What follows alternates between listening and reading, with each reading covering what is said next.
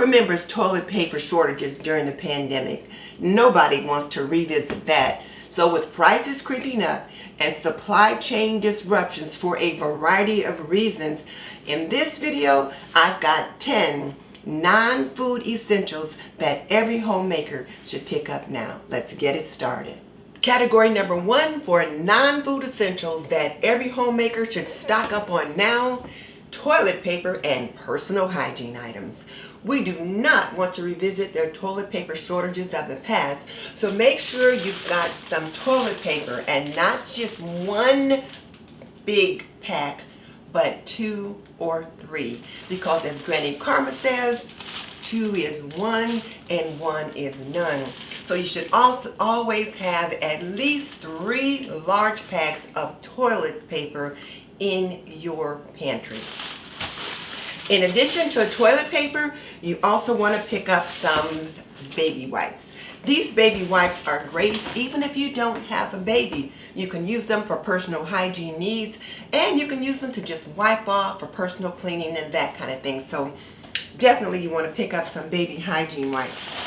In addition to feminine hygiene products, so there are feminine hygiene wipes you can pick up, or you can use baby wipes for that purpose, but you also want to make sure you've got some pads, some tampons, some mini pads, and different little things like that. So you may be thinking, well, I don't have any women in my house, or I don't have any women in my house that need those products.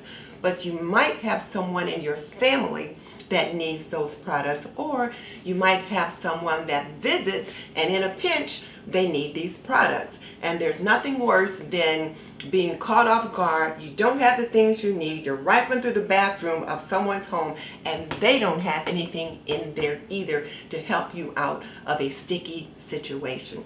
So make sure you always have some feminine hygiene products in your bathroom for your family members or for potential guests.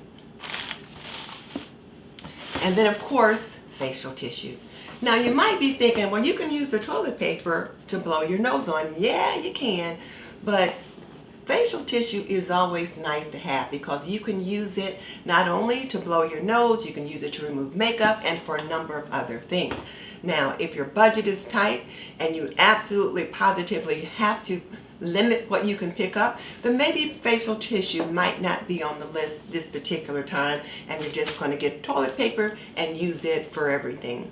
But if you can afford it, pick up some facial tissue in addition to toilet paper. So now let's move on to non-food essentials category number 2. Non-food essentials category number 2, laundry detergent and dish soap. Clean clothes and clean dishes are non-negotiable, and you don't want supply chain disruptions to interfere with your ability to keep your dishes clean and your family in clean clothes. So make sure you pick those items up. Keeping in mind that Dawn dish soap can do a lot more than just wash dishes. Where I've got some stain removers and some dryer balls and some borax laundry boosters and different things like that.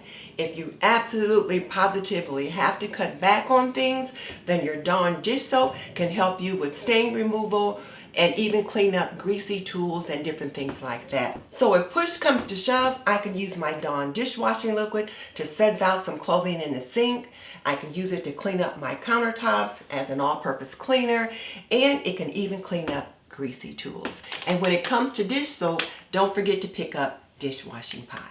So non-food essentials, category number 2, laundry detergent and dish soap. This video is brought to you by Aprondiva. Pretty and practical, we believe that an apron can be a homemaker's best accessory.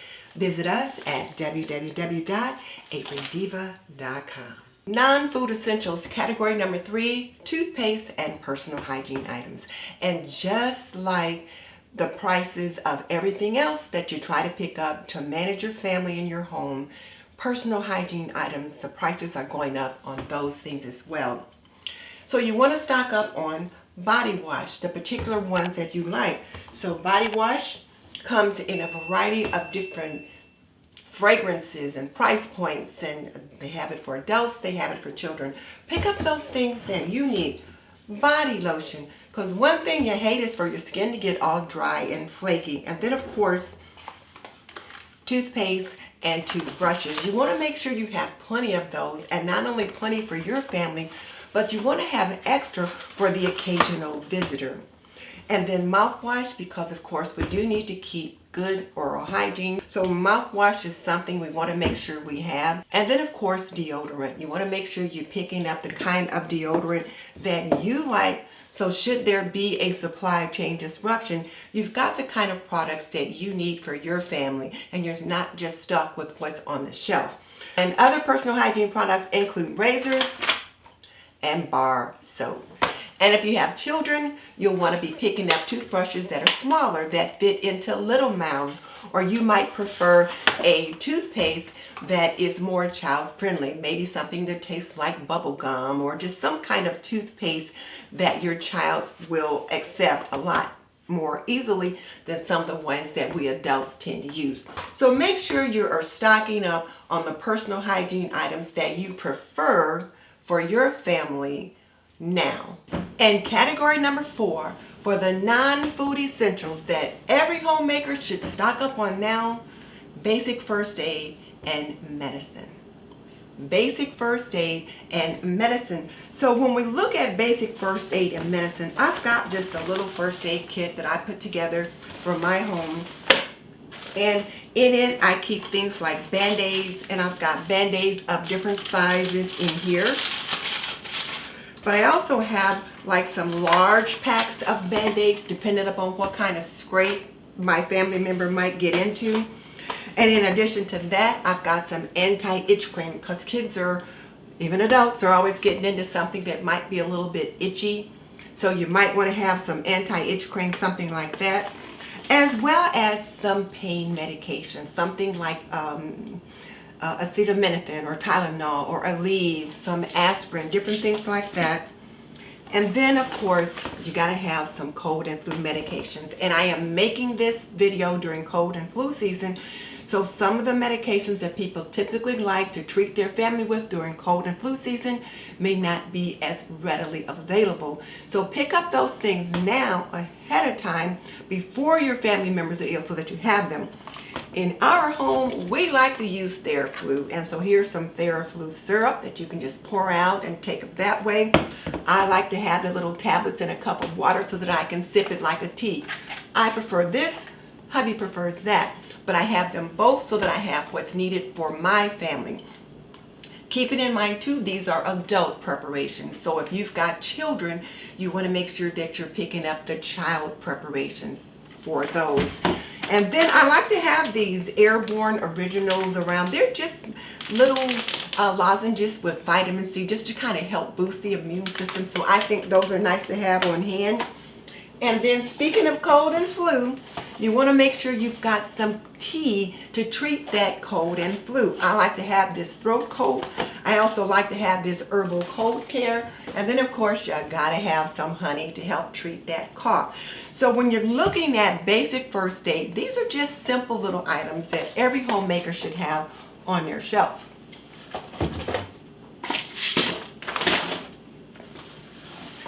And then if you're looking over here, you see I've got a huge bag with a lot of first aid things in it. And this is a bag that I take when we go on a picnic, if we go hiking, and at my husband's annual fishing derby, so that whatever emergency comes up, we've got everything in here that we need to take care of that. We've got things like extra tape and gauze and bandage rolls, and then medications and just all kinds of stuff. So I don't expect you to have this on hand. What I do expect you to begin to put together is something small like this, where you will have some of the things in it that you need. You could decide what kind of holder you want to put it in, but have these things on hand so that you can take care of your family when you need to. And something that I almost forgot to mention is artificial tears, because just in case there's some dirt in the eye, some kind of debris, and you need to wash the eye out, artificial tears is a good product to have on hand to help you do that. Essentials number 5, baby items. And I know what you're thinking, baby items, but I got pet food up here. Well, some of our babies are now adults or teenagers, and we don't need diapers and formula and those kinds of things. Some of us have fur babies.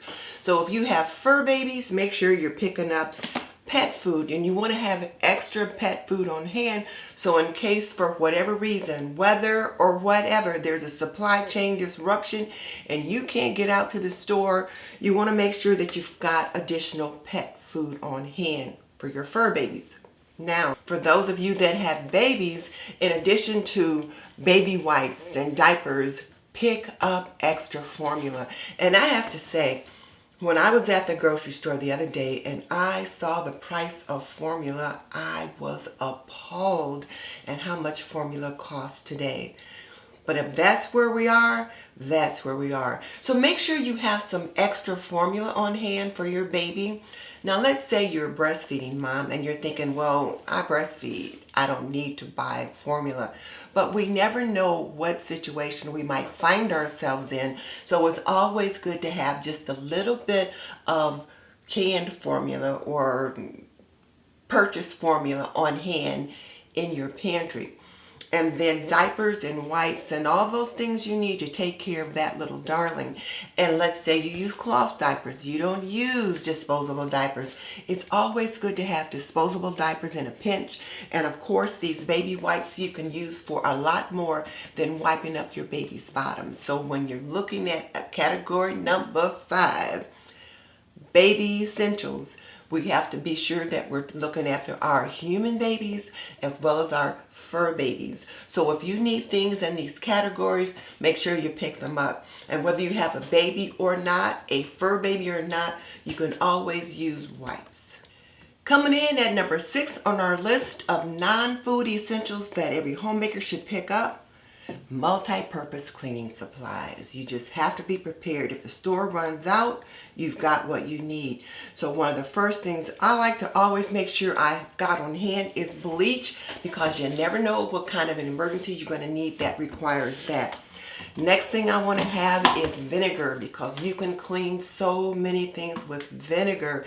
It's got brightening and whitening properties when you're putting it in the laundry, but you can also use it to clean up some surfaces. So definitely you want to make sure you've got some vinegar on hand. And then of course some disinfecting wipes, particularly during cold and flu season, or if the norovirus or any other kind of virus is running around, then you want to make sure you've got some disinfecting wipes so you can wipe down your doorknobs and different little things like that. And then of course, baking soda is another multi-purpose cleaner. I use baking soda quite a bit. I sprinkle it on the bottom of my pots and give them a good scrubbing to try to clean them up. I use baking soda when I'm cleaning my oven to get some of the grunge off the door or off the bottom of the oven floor. So baking soda is another multi-purpose cleaner that you definitely want to have on hand. You can do more than bake with it. And then of course, if you like to purchase scented multi-purpose cleaners like Mrs. Meyer's or Method or whatever you like to buy, pick up a couple of extra bottles and have them set back for just in case. And then of course, microfiber cloths, because you can use those. You can use one end to wash, one end to dry. Sometimes you can just go with water with the microfiber cloths. Extra scrubbers or pot cleaners. And then of course you got to have some steel wool. I like the Brillo pad, but you can get whatever kind you want. But whatever you need to scrub or to clean, have some extra supplies on hand, so regardless of what happens at the grocery store, you've got what you need. Item number 7 on the non-food essentials that every homemaker should stock up on now: candles, flashlights, and batteries. You just never know when there's going to be a power outage. It could be as a result of weather. There could be a rolling blackout for whatever reason in the area that you live. But if the grid goes down for whatever reason, or the power goes out for whatever reason, you want to be able to have some light in your home. So one of the first things you can think about is candles. However, candles do come with a little bit of a risk because they can be somewhat of a fire hazard. And if you've got children around, you want to make sure that you're using the candle safely. The best bet is going to be flashlights. However, flashlights do require batteries. So you want to make sure you've got extra batteries. And we have this case here, and it is full of all different kinds of batteries that we might use for different devices. And then on the other side,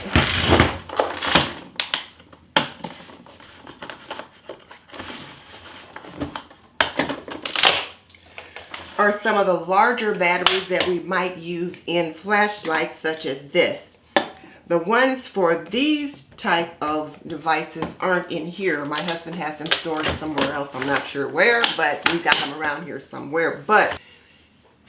And lights like these put out a nice little light in the room, and you can just sit them down in a space and they can illuminate wherever they are, or they've got little handles on them and that the person or the child can carry them. They can be a little heavy for a child under the age of, say, 6 or 7, but they do put off a nice little amount of light. Now this big Coleman lantern can really light up a room. It puts off quite a bit of light. And the handle is nice for carrying. You can choose the kind of flashlight that works best for your family. The important thing is that you have a flashlight, even if it's one such as this, for every child or every family member. And then you have some bigger ones that you can put in your area that you can just turn on and that it will illuminate a particular area in your space.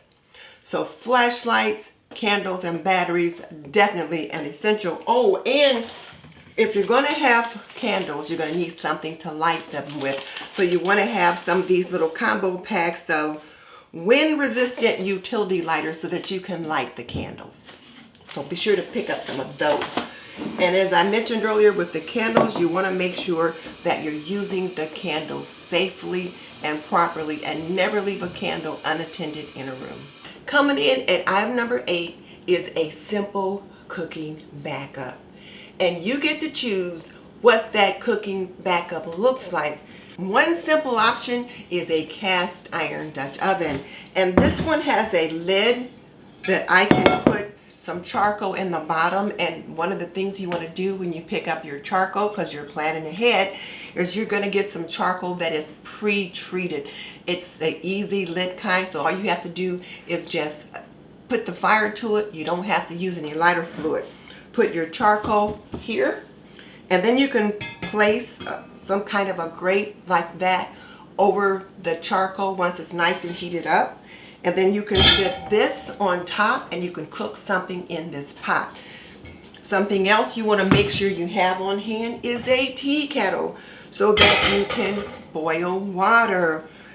Set this tea kettle over this grate, heat up the water, and you can make some quick little ramen noodle soups or cups of tea, hot chocolate, different little things like that with your tea kettle and some boiling water. Now if you're choosing an option that requires charcoal, you want to make sure you've got a lighter. So you want a fire starter, and these little combo pack utility lighters work well. So you definitely want to make sure you've got a utility lighter that you can use to ignite the charcoal. And again, you want to pick up the charcoal ahead of time, and it's going to be the kind that doesn't require lighter fluid. And then you also want to make sure you've got some matches on hand as well. Now another option is this little gas grill. This gas grill is small enough, it's portable enough that we have taken it out with us for picnics. You can take it out on your boat. You can take it out and use it as a cooking option when you're away from home. But it will also work for you in a pinch should your power go out and you're not able to cook on your electric stove. And you use these little propane bottles of gas. You hook them up here. Once you take the lid off and you get it set up, fire will come up from here. So you're looking at a little gas grill. And again, you can set your tea kettle on top. You can cook that way. You can put your Dutch oven on top.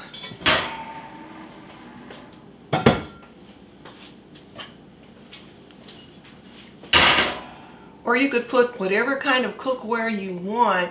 In a pinch, you can use this small portable gas grill as an additional cooking option. And whereas this small grill happens to be a gas grill, you can get small portable grills that are about this size or even a tad bit smaller that you use charcoal in. Now keep in mind that these cooking options are meant to be used outdoors. They're not to be used in your home because they are a safety hazard if you use them inside. Now there's one other option that I want to mention, and many of you may already have this in your home, and it's quite a simple option, but it is those food warmer gel cans. You put them under chafing dishes.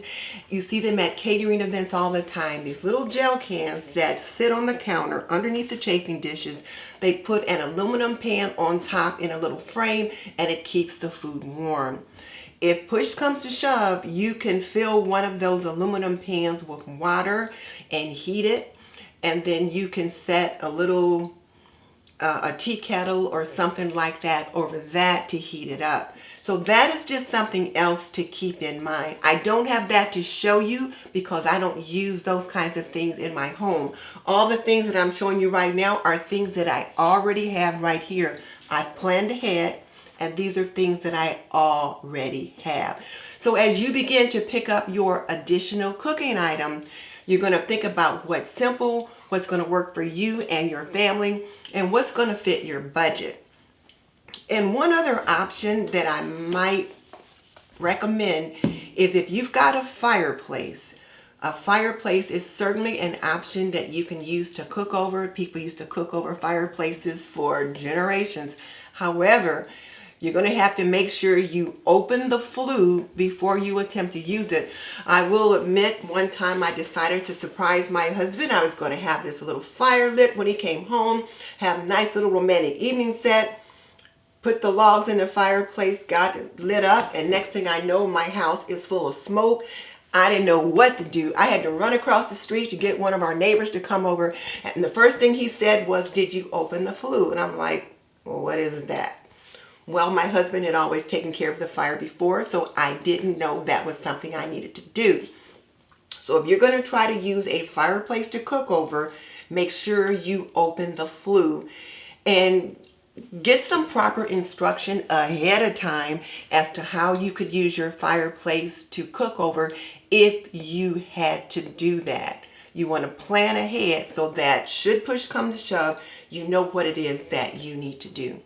However, if it's a very windy day, temperature is really low, and the wind is wuthering around, that wind might be coming down the fireplace, so that may not be a good option.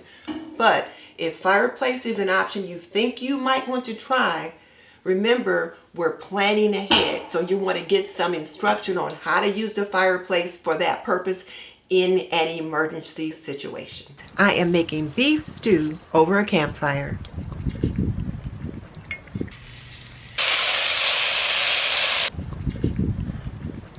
The stew is thickening up a bit more, so I thought I'd better add some water.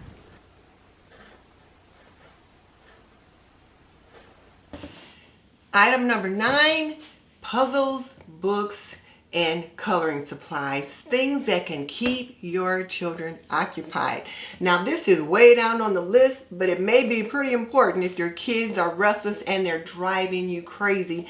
You want to be able to keep them occupied with offline activities, because if the power's out, chances are your internet and those kind of things may be out as well. So one of the things you can have available is like board games, something like that. Those always tend to work well. Card games, Uno was always a big one, but card games are good to keep kids occupied. And puzzles. Now this puzzle has a lot of pieces, but they're small.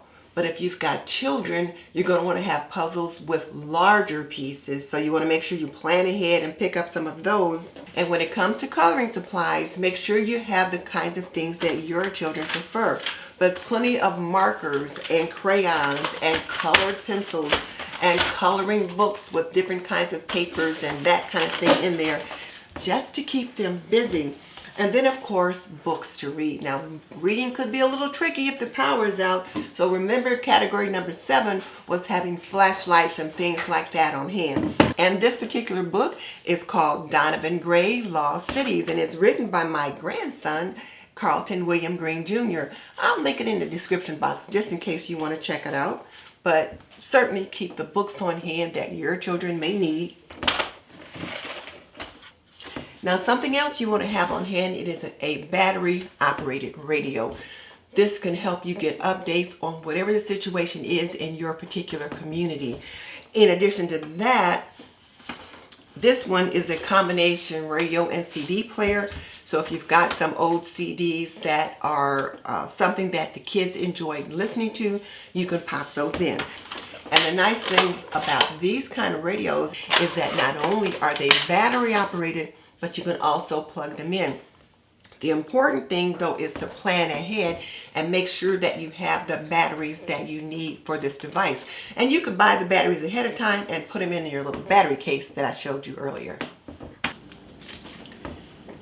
And last but not least, coming in at number 10 on our list is cash and important documents. If the ATMs go down, cash is king, so you want to make sure you've got some cash in small bills on hand. Start with 20s, and then a couple 10s, and then 5s, and then quite a few ones. Because like I said, if the ATMs are down, cash is king. And I will share with you that once I was in a grocery store when the power went out. And when the power went out, they couldn't swipe cards. The only people that could purchase groceries were those who had cash, or if you were old school like me and you could write a check. That was about it. So make sure you always keep a little bit of cash set aside at home. Now, where are you going to keep that cash? You don't want to keep it in your wallet because it's too easy to get it mixed up with your regular cash. You might want to pick up something like this cash wallet or cash folder. And it's got quite a few envelopes inside, and you can put money in it. And then you're going to keep it where you know where it is, and if push comes to shove, you can grab it in times of emergency. The other thing that I mentioned earlier is your important documents, things like your passport, birth certificates, and things like that. You want to keep them in a waterproof bag, and a baggie can work, and put them in a place where you know where they are, so if you have to grab them and go, you can grab them and go. Now, we just talked about a list of the 10 non-food essential items that every homemaker should have. I've probably forgotten an item or two, so tell me in the comments section if there's something that you think homemakers should also have on that list. And then here's the other thing. You have to plan ahead. You have to prepare. So homemakers, it is your responsibility to prepare for emergencies. It doesn't mean you can't have help in that preparation, but as the CEO of your home, it is your responsibility to make sure that all these things are in place. So plan ahead to take care of that. Because here's the thing. It's not if an emergency happens, it's when an emergency happens. As the young folks say, life be lifing. And when life be lifing, we don't know what kind of emergency or direction that's going to take us in.